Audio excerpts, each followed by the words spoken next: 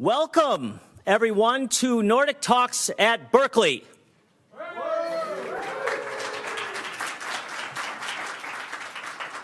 Right on cue. Perfect. Thank you. I am Robert Strand. I have the great privilege to be the executive director of the Nordic Center and of the Center for Responsible Business here at the University of California, Berkeley. And I am also known in some parts as Mr. Nordic, which I'm quite proud of. Today's Nordic Talk is titled Food System Shift, Transforming Food for Climate and Ecosystem Resilience. Nordic Talks is brought to you by the Nordics, a project of the Nordic Council of Ministers. And we are proud to have as well the Nordic consulates of the West Coast as our formal partners. These are the Royal Norwegian Consulate General in San Francisco, the Honorary Consulate of Sweden in San Francisco, the Consulate General of Denmark, Silicon Valley, the Consulate General of Finland, Los Angeles, and the Honorary Consulate General of Iceland in San Francisco. And we also very much thank our great partners with Business Sweden for making today possible, and of course, the Barbara Osher Prosuecia Foundation and the Bernard Osher Foundation for making the Nordic Center at UC Berkeley possible. Now, Nordic Talks focuses on addressing our greatest global challenges. Through conversations with some of the brightest minds from the Nordics and their counterparts from around the world, we want to inspire each other to act for a better and more sustainable future. Our featured bright mind today from the Nordics is Mr. Bjorn Osta, co-founder of Oatly, the Swedish food company producing alternatives to dairy products from oats, and the co-founder of Good Ideas Drinks. Good Idea Drinks has a U.S. base of operations nearby here in California, and the company prominently presents the Swedish lifestyle as having deeply informed its purpose. And at the core of the Swedish lifestyle is wellness. And the concept of Swedish lifestyle refers to a holistic systems view approach to consider a lifestyle of health and connectedness in all aspects of life, including a connectedness with nature. Now, the Swedish lifestyle could arguably be just as readily described as the Nordic lifestyle, where wellness for the individual is connected with wellness for society, and where considerations for a healthy society and the people within it are connected with considerations for a healthy natural world. The current model for global food production threatens the climate and ecosystem resilience. By taking a systems view perspective, we immediately see how that threat to our natural world directly threatens wellness to our communities and each and every one of us within them. So today, with the help of Bjorn Osta, we will explore the current state of our food systems and the need for systems change with the intent to be inspired to act. Bjorn will be joined in conversation with Adrian Rodriguez. Adrian is the co-founder and a managing director of Provenance Capital Group. Adrian is also, we are so very proud to say, a graduate of the MBA program here at the great University of California, Berkeley's Haas School of Business.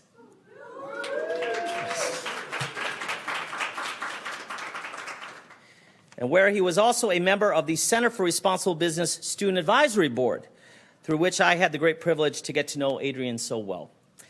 We are also so fortunate to be joined later by the one and only Will Rosenzweig, who is the primary reason why you will not find an American business school with a more robust and mature offering of food-related curricula and activities than here at the Berkeley Haas School of Business.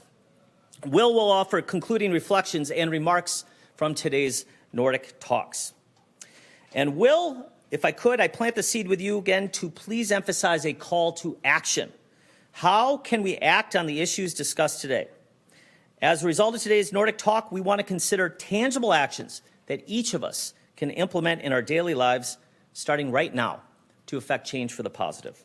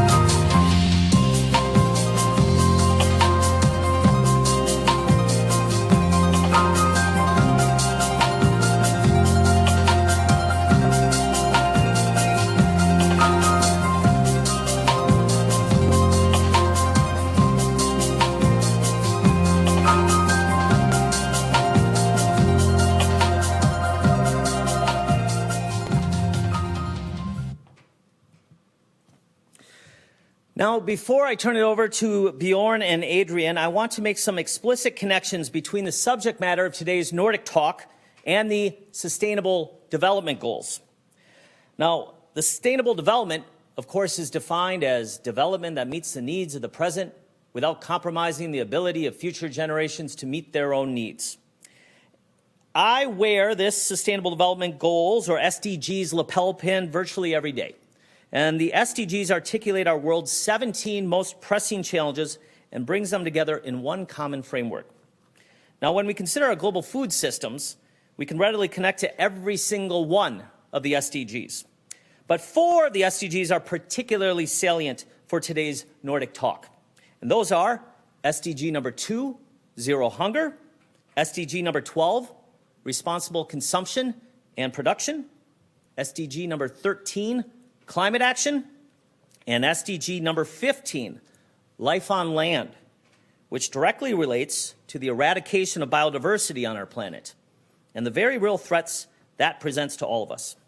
The SDGs present a systems view of the world, helpfully encouraging us to consider the interconnectedness of the challenges that we face in our world.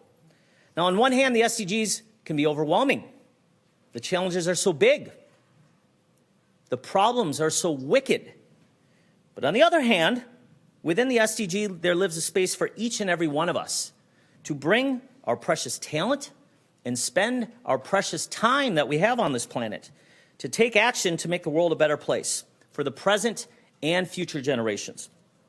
So I now ask if Bjorn and Adrian would kindly come here and take the stage and seed conversation for today's Nordic talk, Food Systems Shift, Transforming Food for Climate and Ecosystem Resilience.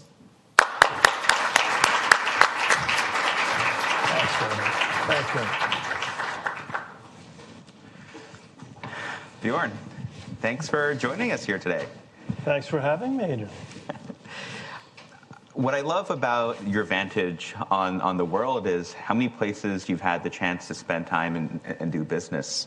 So given that, I would just love for you to level set with all of us and give us a current state of the food system and what are some of the areas that we think change is most necessary. Oh, the list is long, and I think we touched on... And we only have 30 minutes before questions. So. But very spontaneous, on top of my mind about food safety and food security. Do we get food at all? And once we get it, can we even eat it? And how healthy is it or not? I mean, it's weird, right? We have a situation today that the more we eat of a particular food, the sicker we get. Wouldn't it be nice if it was the other way around? I mean, you know, the more we eat, the healthier we got. It's just a thought. So I think, and we tend not to talk about that as much on the nutrient and the health aspect of food, which is lately my passion, as seen in the product here, a good idea. And there's more products in that way. But absolutely, food, access to food, the war in Ukraine have showed us some other vulnerabilities in the supply chain. That we obviously need to address urgently, right? And the whole conference has been about the shift from animal to plant-based food, and clearly that's important. Although I think in some ways the debate has gone too far in some directions, and we can talk about that later. I don't think the animals are the problem. They could just as well be part of the solution if we do it right. And I think that's, you know, the 2 cents on that matter. Thanks, Bjorn. And then we talk a lot about regenerative agriculture here, and there's no standardized definition in the world right now. So as someone who's worked in the food supply chain, what does regenerative agriculture mean to you?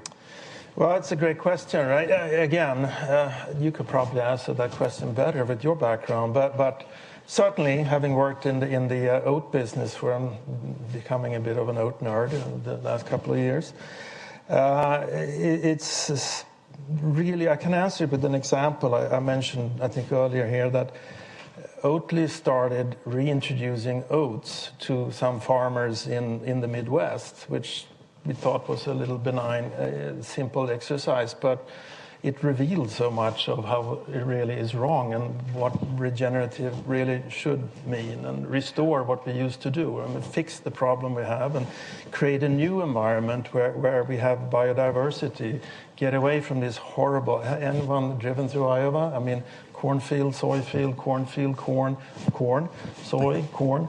You know, it's just, it got to stop, right? It killed the animals, it destroyed our water systems. The beehives are all gone and all that stuff. So I think it is for all of us a task to focus on and work on this to fix that problem. And I think the good news is that there are a lot of good efforts in place. There's definitely stuff happening. Question is, will it happen quickly enough? I think one of the things that I've changed my opinion on since the time I was here at business school was, can everything suddenly switch to regenerative? And the older I get, the more I work in our food system, I realize that you need to meet the world where it is with kindness and compassion, and then also realize what are ways that we can move forward. And right now we have a plant-based movement. We have a movement to also think about vertical farming. We have new technologies. So, as someone who's had experience with all these different aspects, do you think we're going to move to a purely regenerative model, or do you think we're going to mix and match from some of these other modalities of agricultural production? Yeah, I think we have to, because the scale of things, right? It's just such a massive undertaking to change, and we can't, there's no one size fits all here, right? We need to address this from all kinds of angles, and vertical farming, indoor farming is certainly one piece of the puzzle that could solve some aspects, not least food safety, food security, and look at the climate change now. It's going to be harder and harder to grow anything at all in certain places, right? So if we're going to have food at all, we need to move that production indoors. But there's again, there are many good examples happening, and if you start combining these technologies and these efforts, I think at the end of the day, I remain positive. It's been one of the most rewarding things with my journey, is to see how much innovation. When I started Oatly, I used to be in the IT industry. I used to be the coolest kid in the block, because we did crypto solutions for banks and governments. I mean, how cool is that, right? And then I sold that company, and I decided to join my brother that did oat milk. And nobody started food companies in 1997 when I did that jump. I mean, it was just, what? Food? Huh? Today, I know here, for example, at school at Haas, right? A large portion of the new MBA students, they want to be in the food industry. This is the cool place to be today. And that's great. Then we have achieved something when we've made that turn, right? I mean, who wants to be in crypto solutions anyway for banks? It's pretty darn boring, right? And to me, one thing I love about Oatly is, as I think about this movement to solve climate change, how do we educate the public in a non-terrifying way, where we're talking down to people, but really to uplift them? And to me, as Robert said in his introductory remarks, it's scary times, and the weight of these problems are so heavy, and it doesn't, as an individual, it doesn't feel like you have anywhere to start. And I think one nice thing about Oatly is that you actually are giving kids agency when they're shopping out with their mother or father, to say, no, I actually want to make this decision because it stands for my values of something that's bigger. So can you talk to me about how important is educating the public and giving consumers a way to have agency? It's everything. And I think one of the very important learnings from the Oatly journey was go way back 2014, when we really took the leap of faith, going from being a niche product to a mass market product. And we've had a period of time there when we were kind of struggling with which consumers to go after. And in that process, we kind of we did, I guess, fell in the trap of traditional food companies. We tried to please everybody out there, right? And, you don't say that, and be careful, and, and try to come in. And our branding reflected that wishy-washiness, and, and what we realized is that, but the people in the company, that's not who we are. We are here to do change. We're not an oat milk company. We're a sustainability company that happens to be in oats. And that was really our passion inside. And then we realized that, but that doesn't show. Where's our story? Who's telling our story? Nobody did. And that created that whole change in our positioning and our branding. But the key thing there is that it's not just a pretty sticker. It really came from within, right? You can't just go out and say, okay, now greenwash, I'm sustainable now, okay, and your marketing department fix the boxes so they look like we are that. Right? It has to come from within. And I think that's something that Oatly very successfully managed to put across, right? So it comes back to, how do I educate the market? Well, we have to be who we are, and we have to mean what we say, and talk the talk and walk the walk, right? And if we all start doing that, I think the transition and the education of the consumer will be hopefully easier. I think I can see it. I don't have to look further at myself, but pick up the newspaper, and there's another really awful story about how things are going downhill. When you've seen that 100 times, you kind of get, okay, I'm not even going to go there, right? I'm not going to read. I know we're on a bad trajectory. So it really behooves on us then to come out with humor, with positivity, and show and lead with examples, and I think that is how we can get everybody to run in the right direction. That resonates a lot with me. We're in the Bay Area. Technology is a thing here. What types of technology have you had a chance to interact with in our food system, and where do you have the most hope of technology supporting this transformation in our food system? Well, the other interesting thing with food and food tech, which I guess have made it such a late entrant into the market in some ways, is that it's actually really difficult. And why is it difficult? Because it requires multidisciplinary insight. And at an academic institution like Berkeley, I think there's a lot of people that can witness to the fact that we're all stuck in our silos, right? I'm an expert in this field. I don't talk to, But to pull off something like we are trying to do here with the food system, you need to get these silos to start talking to each other. Whether that is, protein and food processing and enzyme technology, and then medical. Let's come back to that aspect of make sure the food is healthy, and then you have biotechnology, and that's been a big restricting factor. And then, of course, when you get all these scientists together that start doing that, they tend to know maybe possibly a little bit less about marketing and consumer interactions. So you need to blend that into, and that can be extremely hard. But what's coming from this part of the world, there's so much, and one of the reasons I took the initiative together with Business Sweden and the Swedish American Chamber of Commerce, and Robert was involved in that too, 3 years ago, to this whole event, was we started seeing, I felt that being part of building Oatly here, we kind of opened the eyes for the US consumers that there could be actually interesting technology-leading food products, never heard of that before, coming out of the Nordics, right? A brand new thing. And we felt that we were starting paving a highway here. There was curiosity here. Is there more stuff coming from the Nordics? Let's take a look. And I started seeing, we paved in some sense a road here, and let's fill it with cars. And what maybe we didn't have so much in the Nordics was investors that were ready to invest in the food sector, which you happen to have quite a lot of over here. But as we were building this picture in our minds, we realized that, wait a minute, the highway, you got 2 driveways. They go 2 directions.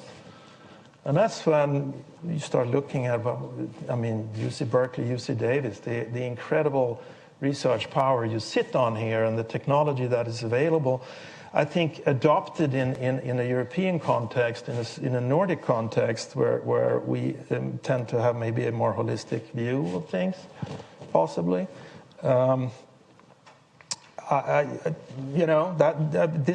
why we're all here today, and I'm really happy to see that there's such an interest from so many Nordic countries now, and from all parts of the world, all walks of life here in the U.S.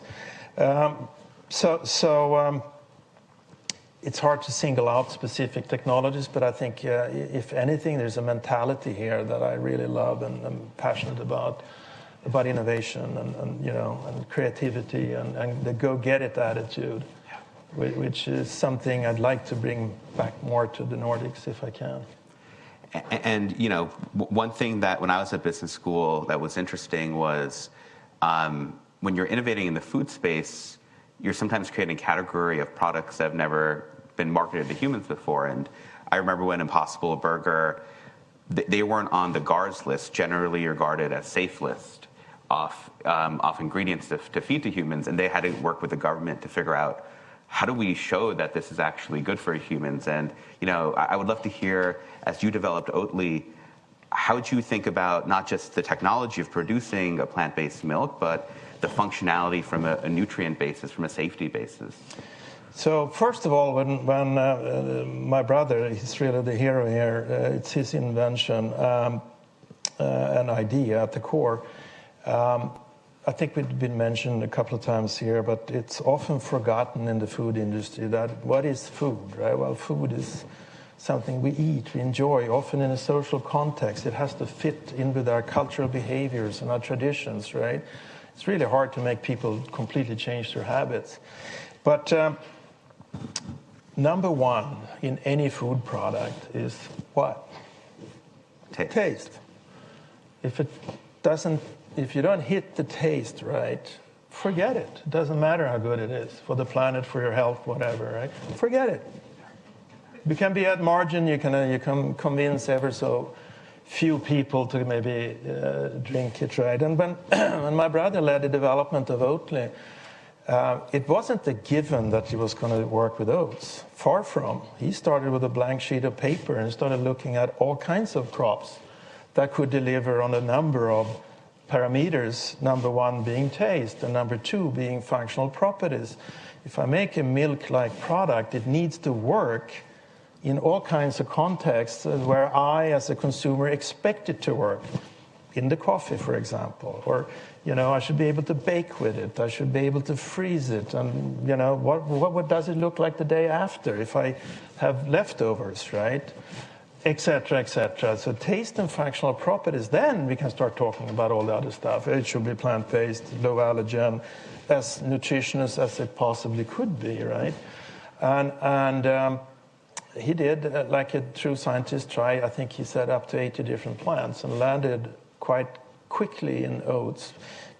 And then, of course, what's the innovation here and the trick with working with cereals like that is to find the right enzymes to break down the starches in the cereal you work with, to give it the right mouthfeel, the texture.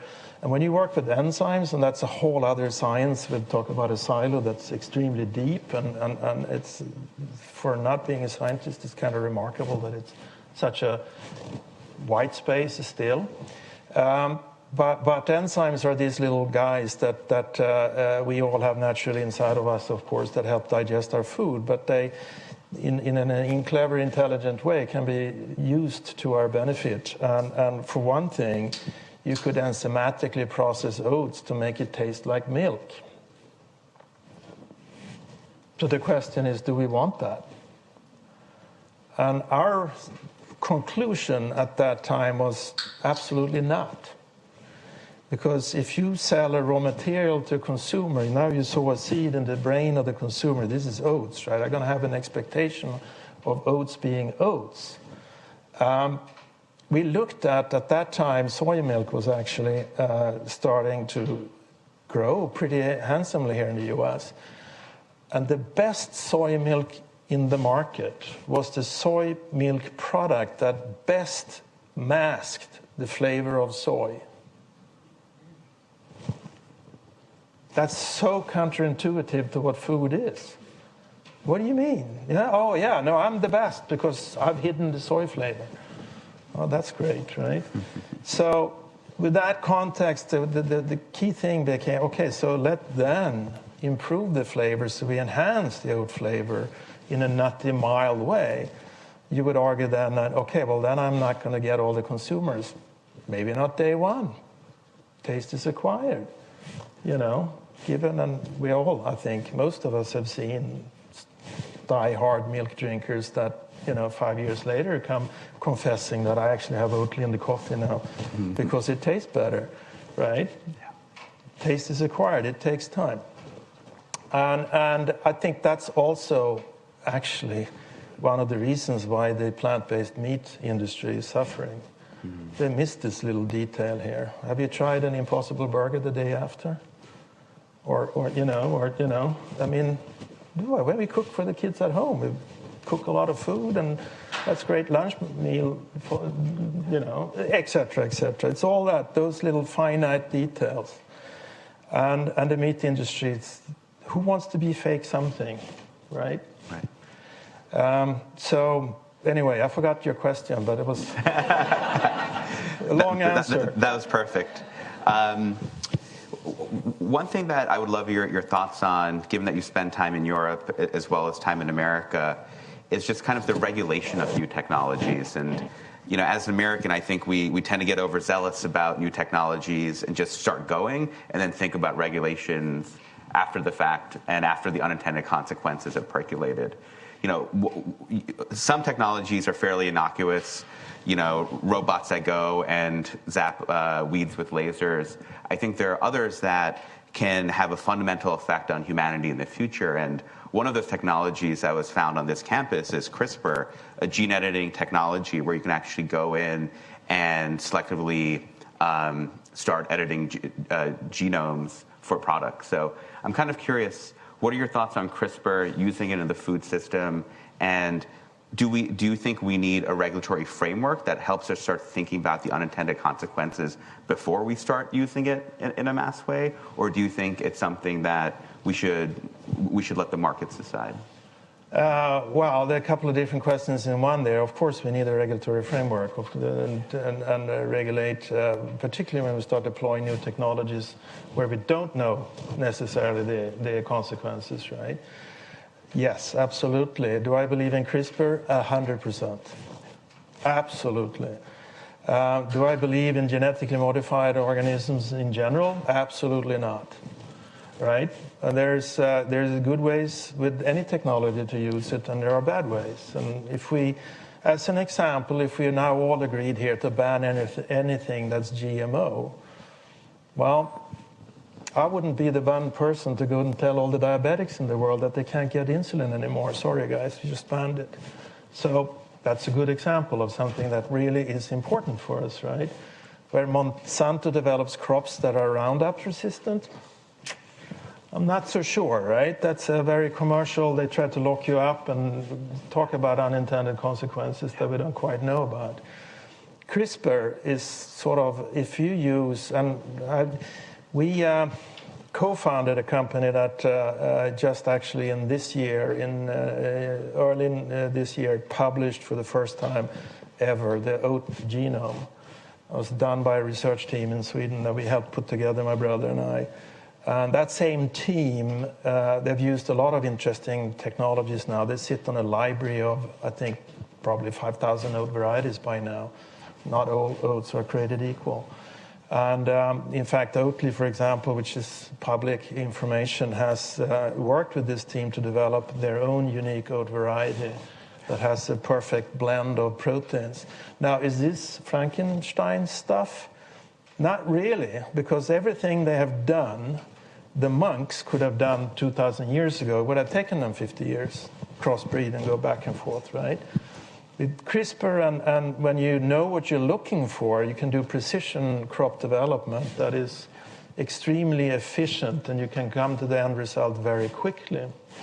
that same group, or some of the same scientists there, my brother and I are also very much involved with, and we're very proud to say that they have now moved that same technology and thinking into other crops, and they've just launched a wheat that is salt resistant. So talking about regenerative farming, there's a wheat sort now that you can plant on salt, essentially soils that are destroyed by too high concentration of salt. They're actually going to start plant that in Bangladesh, I believe next year, maybe 2024. As they're scaling up the volume. Not only does it grow where you can't grow anything today, it will absorb the salt, not in the grain, but in the straw. So really actively help regenerate the soil. Talk about, fixing the topsoil problem. That's a very cool way of using CRISPR to achieve that in a very quick period of time. And it's really hard to see that there should have any negative effects of that, because you work within wheat. It's not like, a dear friend of mine, and I like to call her that, but she has a company here in San Francisco that has taken using GMO and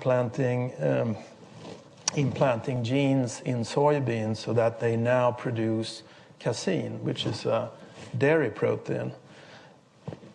And they have to grow that in restricted areas in Hawaii where there are no other soy plantations. So, it's borderline, but it's the benefit are potentially so huge that that's something we should look into.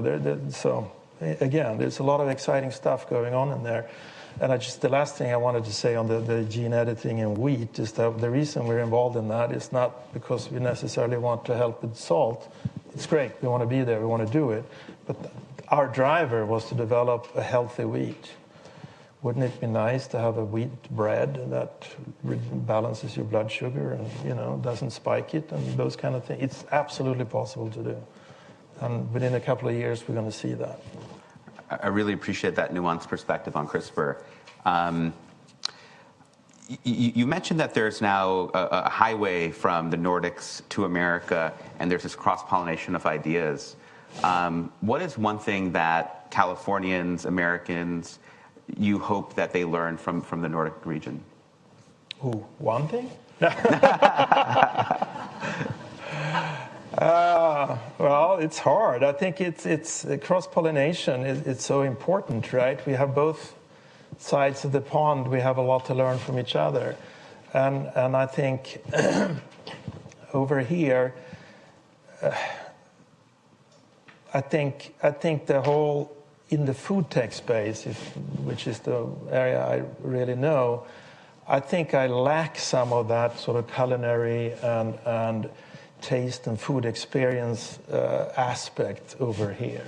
It tends to be more mass. And having said so, I know we have some people in the audience here that are working on here at Berkeley, actually, to try to build some kind of gourmet food taste experience and have a very scientific approach to that. And I think that's another thing that we really need to add to the pie here. And I think we have maybe more balanced. Denmark now. How many of the top 50 restaurants in the world are in Denmark? 5, 10, half? Geranium, lots, right? It's a good one. Yeah, geranium, Noma. Yeah, they closed Noma, didn't they? Yeah, but anyway, fantastic. So there's a culinary experience here that I think maybe the Nordics can help add to the U.S. perspective. And I do appreciate that a lot of the top cuisine in the Nordic region is really a celebration about the place and using the ingredients off the place to really shine. Let's flip that question. What can people in the Nordics learn from Americans? I think be a bit more bold. We tend to be extremely humble in the Nordics and shy. And I have a very good invention here, and maybe I can sell a little bit of it, Whereas in the U.S., it's often I have a very small invention, but I can do, I can do billions. If we could meet halfway, that'd be a really good world, right? Last question for me is, What are you up to now? You spent over 2 decades at Oatly. More recently, you've transitioned off and more an informal advisor. What occupies your time now? Well, because I'm an entrepreneur, I do what entrepreneurs do, I guess. You can't sit still. It's boring to play golf. I don't play golf anyway, so why would I? Yeah. But I'm actually, my brother and I, on a journey to start a whole new food company. And we're going to eradicate diabetes with food, or at least help doing so. And good idea that's down there is a first. It's a precursor to what's coming, where we have combined biotechnology, food technology, and medicine, and a deep understanding of the metabolism, what goes on in our body. We have now products in clinical trials on humans that are addressing diabetes, Alzheimer's, and people that have had cardiovascular disease. It's all about an understanding of a three-dimensional food structure. I mean, it's a simple example. You take an apple and you eat it, you're going to get a certain type of blood sugar response. You take that exact same apple, you put it in a food blender, you drink it, you're going to get a much higher blood sugar response. You take a plate and you have protein, fat, and carbohydrates. Let's say you steak and French fries and your lettuce and whatnot. And we do as we always eat, all of it kind of mixed and blended, right? I'm going to get one type of blood sugar response. I take that exact same plate, exact same food, and I eat the protein before I eat the carbohydrates. I'm going to get a much better blood sugar response. So this opens up insights into meal order and speed that things are digested, and are there fibers and resistant starches and maybe probiotics and active components in fruits and berries that we can add to the diet that slows down the metabolism? Yes, is the answer. Yes is the very short and absolute answer to that. But it requires multidisciplinary understanding, and it all started for us when we did clinical trials on Oatly way back when, to prove that it was very effective at reducing LDL cholesterol, which is an inherent property in oats. But when we did the oat milk, we wanted to make sure that we not only kept that property, we wanted to optimize it. And that sort of set us in this whole mindset of that using state-of-the-art understanding of all these aspects, right? We can actually make food, again, taste. If it's not there, forget it. Taste, functional properties. We think we've learned a few bits on that during our journey with Oatly, that we now want to deploy in a very new way. So I'm traveling the world talking about food for medicine, and let thy food be thy medicine, and let thy medicine be thy food, right? There's hope. Absolutely. Well, that is my list of questions. Robert, I think it's time for audience Q&A. Yes, Mr. Nordic's back to take your questions, please. Who has question, comment for our fine panelists? Please, over here, and if you kindly tell us where you're coming from. And please stand, yes. Forrest Freeman, Master of Development Practice here at Berkeley. You mentioned the rhetoric is we need to transition to entirely plant-based, which is too far, and that there is a solution for animals. I'm curious what your solution is, like how animals can contribute to a more sustainable food system.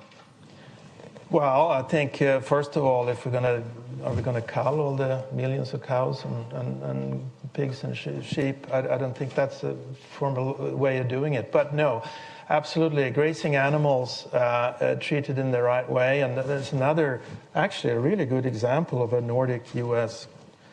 interesting. So there's a company in Sweden called Volta Greentech, and they are working with the Asparagopsis, which is a enzyme that discovered at UC Davis, and they have shown that if you feed cows with this, they reduce the methane emissions with 80 to 90%, which is dramatic. Not only do the cow need less feed because it processes the energy more efficiently in the food it actually already eats. That's just one example, and I know there are other companies, I think maybe here in the Bay Area, trying to do the same thing. But grazing animals are imperative for helping drive the carbon dioxide sequestration in the soil, right? And if we now have a green cover on the fields that are otherwise open during the winter. I live in Wyoming, and last winter we woke up one morning and all the snow was black. Dust storm from the wonderful potato farmers in Idaho. Thank you very much. Right? They lost their soil where they need it. We got it where we don't want it. Nobody wins. And just Animals could definitely play a role there in that particular situation, right? And I challenge everybody too. I think as a business guy, I love when people go in and revamp existing industries. There's one industry here that really needs revamping. And I don't think the solution is to eliminate it. I think the solution is to do exactly that, build dairy 2.0. The dairy industry today is built on government subsidies since the 1930s. Every single country in the West subsidizes the dairy industry. Why? And why can they market in school? All that stuff. Yeah, I mean, and so they've been on drugs. The dairy industry has been doped on drugs. No dairy farmer make money. And yet it's this behemoth, right? And drive Interstate 5 down, go through an area we all call Cowschwitz, where you have 25,000 heads of cows under. I mean, it's all so wrong, right? But my passion, a part of my life I spend in France. And why do I go there? Well, there's a lot I like with France, but there's one thing I particularly like with France, and that's the cheese. Don't ever take that away from me. And I don't think you will ever come up with cheese that is plant. They'll take years. I mean, the cheese industry have had 1,000 years to figure out how to ferment and what bacteria to use and whatnot. And the plant-based, we just started, right? So I think high-end dairy products and a new view and a new vision for the dairy industry is much needed. It's busy killing itself right now. And at some point, somebody's going to come up with some new clever ways of we reduce the consumption. We don't need all the milk that's produced today, but the one that is produced, we could gladly pay more for, make the farmers live of it. And it could be a really interesting base for a lot of interesting new products we haven't seen yet. And just to add to that, one of my idols, I call him the Albus Dumbledore of the regenerative agriculture movement, is Will Harris at White Oak Pastures down in Georgia. And he has this phrase where it's not the cow, it's the how. And to me, an inspiration, one of the inspiring people in my life has been Alan Savory, who has really shown that by taking animals off a landscape, it can actually lead to desertification. And actually, a lot of rangelands, which is one of the largest carbon sinks on the planet, has co-evolved with ruminants. And if you actually take ruminants off, it stops the ecological cycle that sequesters carbon. So I think it's really important, just from our opinion, that animals aren't categorically bad, and that there is a place for it, but it's not the model that is currently taking place in America. Who else? Comments, questions, please. Right over here, and if you kindly tell us where you're coming from. Hi, my name is Christy. I'm a student here at Berkeley studying econ. And my question to you is, we know Oatly was the first to go to market for oat milk, but there are more competitors now in the field, like Planet Oat and other companies. So are you inspired that there are more companies now joining this particular field, or do you feel somewhat nervous as an entrepreneur that you have more competition? Great question. No, I think competition is ultimately good, and the market is definitely bigger than any one company. It was challenging with Oatly in the beginning. One of the biggest issues we had was that nobody knew what it was, right? And when you're out there alone, you are pretty alone. You're shouting, hello. It's like nobody really realized who we are. I think it's credit to Oatly that there are so many competitors. It's just gold medal, right? Consider the opposite, and so not the least. A question up here, please tell us who you are. Hi. Hi, I'm Katja Lindvall. I'm the co-founder of Moving Floor. So I actually have a follow-up question on this topic. When you're launching such a disruptive product, what is the key to success? When nobody knows what you're actually selling, like what's the secret sauce? Well, I wish there was a simple answer to that, but it's, Doug talked about it earlier. It's patience, of course. It's the hardest thing you can do is to educate a market about something new. It's much easier to come and plug into, another beer or whatever. I mean, I shouldn't say that you have a marketing story there. That's hard, but absolutely, it's a challenging thing, and you need to identify and find your key opinion leaders in your tribes and work with them closely, right? And so we did that with Oatly. We are doing it right now with Good Idea. And in the case of Good Idea, it's running after who are the key people here? Well, nutritionists, diabetes nurses, doctors, keto dieters, biohackers, sort of these early trailblazers in their respective areas, right, that are educating the rest, and all the leaders that everybody else follows and want to copy and mimic, right? And you get them on board based on facts and real world data in this case. It's tough. In many cases, it's easier to do something that everybody has already been done, right? But do it better. But there's a saying for that too. I mean, the world is full of better sameness. And I don't want to be in that field. So good luck. I mean, people can be successful, no doubt, in better sameness, right? It's just not for me. And I just really appreciate that notion of having patience. And in the Bay Area, you want to exit your company in 7 years, typically, if you're 5.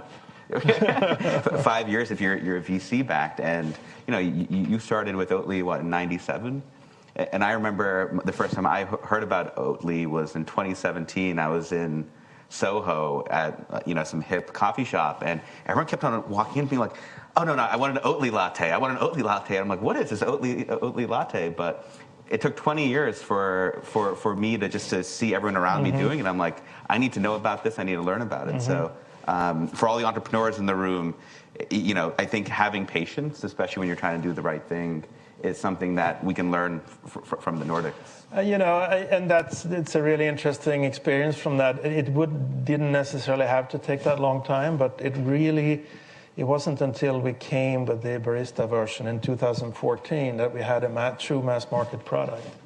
Before then, we were quite niche. And when you had a mass market product, was the best in class in its category, milk included. Today it's outselling milk in Whole Foods, but I don't remind, it's ridiculous, right? So it's really taking its own life. But when you got that product, that changed everything. And before then, I ran Oatly US between 2006 and 2008. We were actually planning on launching already 2008. The Lehman Brothers crash put a halt to that. But we learned a lot about the market and that we could reuse. But so it's a tame, the minimal viable product in some sense also applies to food, right? But food and changing habit or plug in culturally and habitually with your routines is, I guess, if you're going to make people change habits, that's even worse, right? That's an even longer journey. Question, please, and tell us who you are, if you'd be so kind. Stand up if you would. So my name is Björn Melang. I work for Go-to-Market USA, and I bring Scandinavian companies over to the United States. I want to ask you a question about the big industry. How do you handle the existing business, the leaders of the segment you're entering? If you, for example, challenge the core industry, you're probably pretty tough. Can you tell us some experiences from Oatly, how their industry reacted and how it sort of worked? Yeah, I think in general, I could say that it was very good for Oatly to have the dairy industry as a competitor because they were clueless. They did not see this happening, right? And they were stuck, because they were a doped industry living on government subsidies and had exclusive access to marketing in schools, all that stuff. They had this sort of, self-righteous position, and their gut reaction to anything that came up was to sue them. So that happened to Oatly in 2014 and got sued by the Swedish-Danish dairy cooperative Arla. It's the best thing that ever happened to Oatly. The best thing. We lost the lawsuit 1 year later. That cost us roughly $1 million. But the marketing was was priceless. Priceless. So, and that was example of I think they've learned now. They realize that maybe they have to be a little bit more nimble and be on their toes. But I think my sense, and in the food industry, it's interesting that how the food chain is developing. You have the big corporates, the big large companies, that to a large extent, I would challenge them to say that they have given up on innovation. They don't innovate. They come up with new products, new flavors, new packaging, but there's really no new innovation coming out of the big food companies. So they need the small guys, the new guys, to bring innovation to the market that the consumers crave and demand. Time for another question. Bring them on is the answer. Bring them on. Bring them on. Well, bring on another question, please. All right. I like the challenge of the exact opposite corner. I'll get there. Hi, my name is Kamanani Conklin. I'm a Master of Public Health student here and also work for Greener by Default, which makes plant-based food service the default. I'm curious, when it comes to plant-based foods and acceptance, what are some things, in addition to marketing and advocating for more funding for product development, that we can be doing to create the kind of enabling conditions for these changes? I don't hear a lot about social change. Oat milk is a movement. But what happens when consumers don't seem ready to try these products? How do we get beyond a niche product or an elite product and really reach everyone?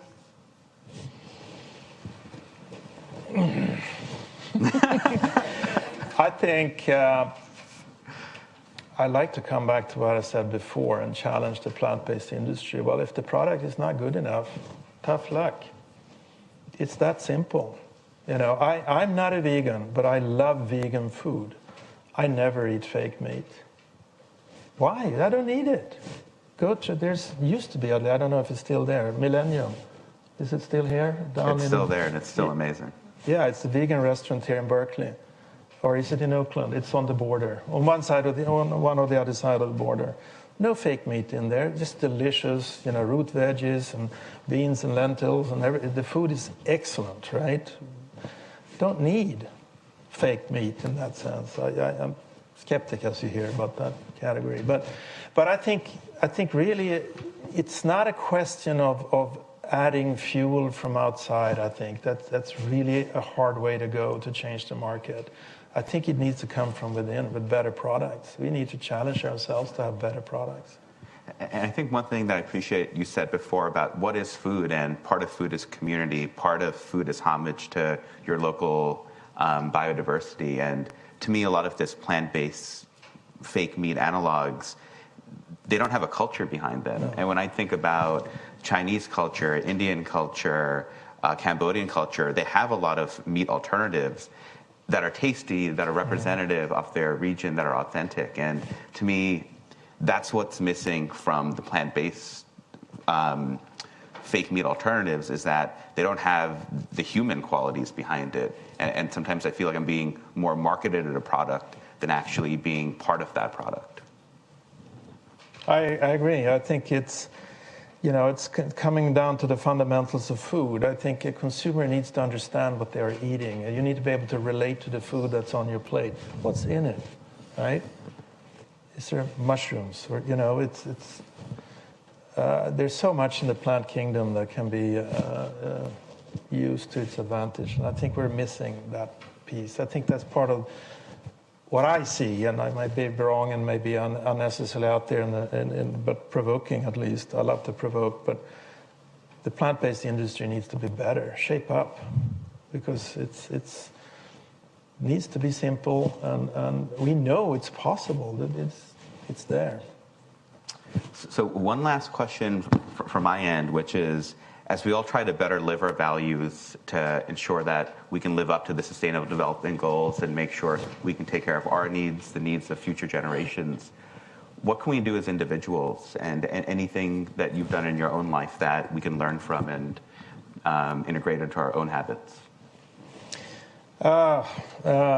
I think one thing, simple thing that everybody can do, and which irritates me at home every day when I open my fridge and I have to throw away some food that gone bad, right? We got to stop this wasting of food, and I think that's something everybody can immediately start addressing, right? It's not that hard, really, if you start thinking about it and plan a little bit. But it's really annoying. I mean, look through all the effort I've gone through to produce that thing, just to be thrown away. Very simple. And then make clever choices. Vote with your feet. If you don't like it, don't buy it. Well, Bjorn, it was such a pleasure to be in dialogue with you. I appreciate your leadership in this space. Excited for what this new chapter holds for you. And let's give Bjorn a round of applause. Thank you. And please stay up here. We'll be joined here. I'm going to ask Will Rosenzweig to come and join us here. And one little statistic that just to tie to this last comment, if food waste was a country, it'd be the third largest greenhouse gas emitter behind only China and the United States. So there we're talking about the scale of the issue at hand. Will, you have a very difficult task at hand, and that is to offer, well, I think that offering reflections may not be that difficult, but somehow bring this to a wrap of sorts. But I know that we're in your careful and very capable hands here. Everyone, please join me in welcoming back Will Rosenzweig. Thanks, Robert. And just one big hand for Mr. Nordic. I mean, there's only one. His energy is like a contagion. And I don't know if that's a compliment in this era, but yeah, it's a compliment. But I always appreciate Robert's enthusiasm and his championship. We wouldn't be here today without Robert's deep commitment and his vision that this cross-global partnership would really result in meaningful insight and innovation. I love this conversation, and I love listening to Adrian, who I had the good chance of learning from when I was his professor, and then we had the chance to co-teach some classes together. And it's a real gift as an educator to make way. And Bjorn, thank you very much for your leadership. Listening to the stories of the emergence of Oatly and the decisions that you made brought me back to the earliest days of my time in birthing the Republic of Tea, which was back in, 1992. And we introduced a tea that was called Sky Between the Branches. And it was one of my very favorite. It's a very subtle green tea from the Wuyi Mountains that grows on the river, this Qixi River in China. And the tea is so subtle, it induces this ability to kind of perceive things in a higher level, maybe like what Michael Pollan now describes in his latest book and TV shows. But Sky Between the Branches. But what I wanted to introduce as a reflection is it's wonderful for us to focus on what is, and it's also valuable as a innovator, as an entrepreneur, as a change maker, to try to look at the negative space in terms of what's not here. Louis Armstrong said it's not the notes you play, it's the space between them that counts. Mm-hmm. So I just invite you to think about what might be missing. And in terms of following up Robert's call to action, how might you step into those voids and provide the intention and initiative and attention and resources and leadership to kind of close these gaps. There are a lot of gaps. I mean, this is a wonderful gathering at Berkeley. It's wonderful that it's in the business school. It's also missing a lot of people. We are, like many academic institutions, in a highly siloed environment. And Bjorn likes to talk about the pull of consumers and their role in change. I also think the role of the students to change the institutions in which we're working is just incredibly important. And, you know, I didn't grow up in the age of the 60s with a lot of activism. I was too young. But people really, you know, got to their feet and protested and demanded change. It's happening in places, and it kind of bubbles up and then bubbles down. In my edible ed class last year, I asked one of our guests, Raj Patel. He was talking about the need for more radical change, that maybe the business world, you know, us idealistic entrepreneurs, that maybe we weren't really going to be able to do it, you know, and change from within. The concentration of power is just too great in these industries, and now their control over the political systems is, you know, got a grip. So anyway, I asked Raj, you know, like, why aren't the students getting up and, like, really, why aren't young people, like, demanding more change, like radical change? And one word popped out of his mouth: debt. I thought that was, I hadn't thought of that. You know, he said that this generation of students is so indebted to the system that they've become completely focused on how am I going to enter the system to pay off the debt. So this just, you know, just a reflection. But anyway, let me think about some more positive things to talk about. One is, okay, you know, I think in order for us to take on this long-term challenge that's before us, the people engaged, the people in this room and the people that you all know and work with and collaborate with, we have to stay healthy and grounded, and we have to model what adaptation, resilience, as Bjorn said, we have to stop wasting food. we have to be the change, right? So we have to start there. And again, one of the things we really try to do in the edible education class here at Berkeley is help the students understand, how are my personal values showing up in my daily choices and actions and unconscious habits?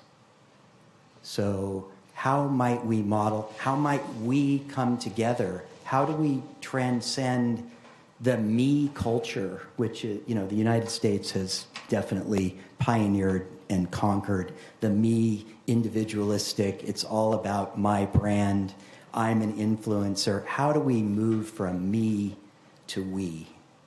You know, and I think food is the place. Food connects us all. That's what's so exciting about this whole world. The word that kind of was missing for me today, and even I was listening for it, maybe I missed it, but I didn't hear the term culture, like culture change or culture, you know, culture shift. How do we're talking about cultures, like as in cheese, but not our culture. And this is a terribly complicated issue right now. I mean, given the fact that we is a complicated word too. You know, we talk about we. It's interesting. As I listen to the conversation about food, there's all of these different futuristic visions of what it can be. When you get the people representing big food or big industry, they will say, we got to feed the world. It's our responsibility to feed the world. And, you know, there's going to be, one of our contributors today had some great quotes. You know, we're going to have 10 billion people, and we're going to need 45% more protein. And there's this sense of like responsibility for that. Like the big if you talk to anybody from Cargill or ADM, or they'll tell you that we have to feed the world. I always find that, that's really interesting, problematic. It leaves out, again, the sky between the branches, it leaves out kind of a total value of the local, the community, the bioregional, the watershed. It just completely says that doesn't matter, So then we have the regenerative agriculture movement, which is, looking at soil. And I think Adrian made a great point earlier that food is inherently local and locally cultural. And how might we restore that? I think that's something I'm thinking about. As I get older, I'm wanting to tend more to my literal and figurative backyard. And I'm watching the community that I live in and that I've had a home in for 20-something years change rapidly. And I'm watching this sort of peri-rural area become peri-urban and, getting stretched into this kind of elitist, world. The reason I went there was because it had a full-hearted kind of diverse community, socioeconomically, ethnically, and it's. So I'm trying to think how can I work more locally? That's a reflection. So as for your action, I think about where are you pulled to in these leverage points, and how might you find the others? I think one of the things that I'm loving about the Nordic Center and the Nordic Talks and our Nordic Summit is it's really pulling together a very multidisciplinary, cross-cultural kind of collaboration. And I think that's really exciting. So how might we develop the skills and the mindsets and the abilities to kind of model and lead forms of community-based change? I think I'm Bjorn. I'm thinking much more differently as an entrepreneur now. I showed earlier this illustration of what's happening with Plant Futures, where 4 people. I'm taking myself out of that, but 4 young people get together with a shared vision and values and initiative and say, I want to put my life into this. And they just went and go, and they're just growing. So I think to Nani's point earlier, this is about social movement. It's about social movement. It's about entrepreneurship. It's about policy. It's about technology. It's about innovation. And it's about real food, real plants. And I just would close by, inviting you into clarifying your intentions, identifying the collaborators and others that you want to lock arms with or, enter into an adventure with, and then just be committed for the long term. Keep looking at that sky between the branches.